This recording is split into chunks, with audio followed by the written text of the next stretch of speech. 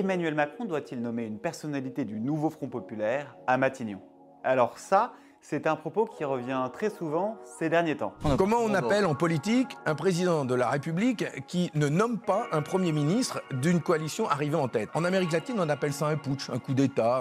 Le président a le devoir d'appeler le nouveau Front populaire à gouverner. Pourtant, non. Emmanuel Macron n'est pas obligé de nommer un membre du nouveau Front populaire comme Premier ministre. En fait, c'est inscrit dans la Constitution qui explique dans son article 8 que seul le chef de l'État a la compétence de nommer un Premier ministre. Mais rien d'autre. Rien n'indique que c'est un membre du parti ayant remporté le plus de sièges à l'Assemblée nationale qui doit devenir Premier ministre. Bon, alors ça reste pourtant la coutume.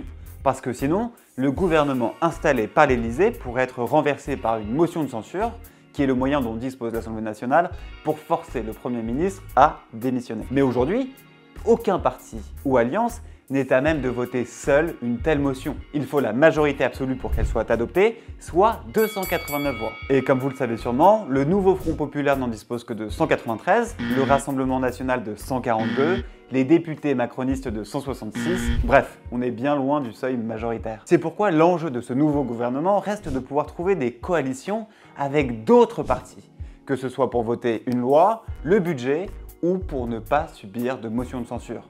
Et c'est cette nouveauté, inédite dans la Ve République, qui laisse à Emmanuel Macron une petite marge de manœuvre dans la recherche de son futur Premier ministre.